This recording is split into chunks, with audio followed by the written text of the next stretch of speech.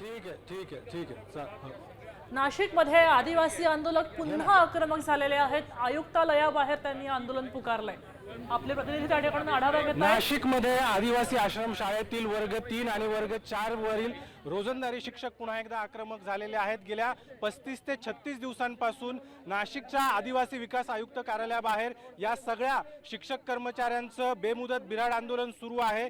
सरकारनं बाह्य स्रोताद्वारे जी भरती केली जाते ती तातडीने रद्द करावी आणि या सगळ्या शिक्षकांना पुन्हा एकदा सेवेत सामावून घ्यावं, यासाठी हा सगळा बिऱ्हाड आंदोलन आणि हे सगळं मोर्चा जो आहे तो या ठिकाणी सुरू आहे। मात्र आज या आंदोलकांनी पुन्हा एकदा आक्रमक होत या ठिकाणी सरकारची अंतयात्रा काढलेली आहे। या ठिकाणी खाजगीकरणाविरोधामध्ये ही अशा पद्धतीने ही सगळी तिरडी या ठिकाणी तयार करण्यात आलेली आहे आणि एकूणच प्रतिकात्मक अंतयात्रा या सगळ्या संदर्भामध्ये या ठिकाणी काढण्यात आलेली आहे। काही वेळापूर्वी हे सगळे शिक्षक कर्मचारी जे ते आक्रमक झालेले होते आणि पुन्हा एकदा आपल्या मागण्या मान्य झाल्या नाही तर यापुढे गनिमी काव्याने थेट नाशिकच्या आदिवासी आयुक्त कार्यालयात घुसण्याचा इशारा देखील देण्यात आलेला आहे। आपल्या सोबत हे सगळे शिक्षक कर्मचारी आहेत। दादा, 35 ते 36 दिवस झालेले आहेत आंदोलनाला। सरकार सोबत आपली चर्चा सुरू होती, बोलणं सुरू होतं, आज पुन्हा एकदा आक्रमक झालेला आहात।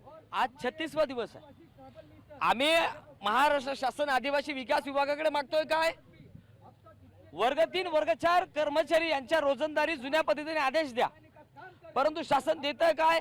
खासगीकरण। अरे मागितलंय कोणी खासगीकरण? खासगीकरण मागतंय शासनाने, शासन स्वतःसाठी। हे मला सांगायचं आहे, हे टक्केवारीचं शासन आहे।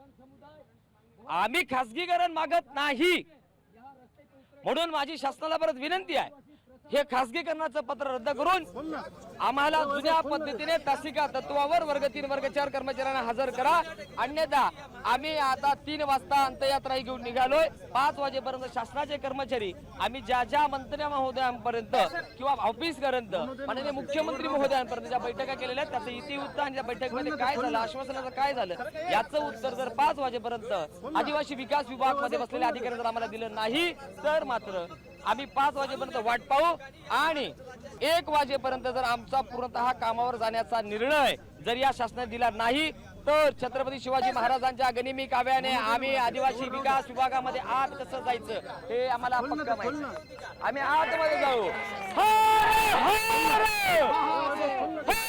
हे सगळे कर्मचारी आक्रमक झालेले आहेत। काही महिला कर्मचारी देखील मागच्या जवळपास 35 ते 36 दिवसांपासून याच ठिकाणी।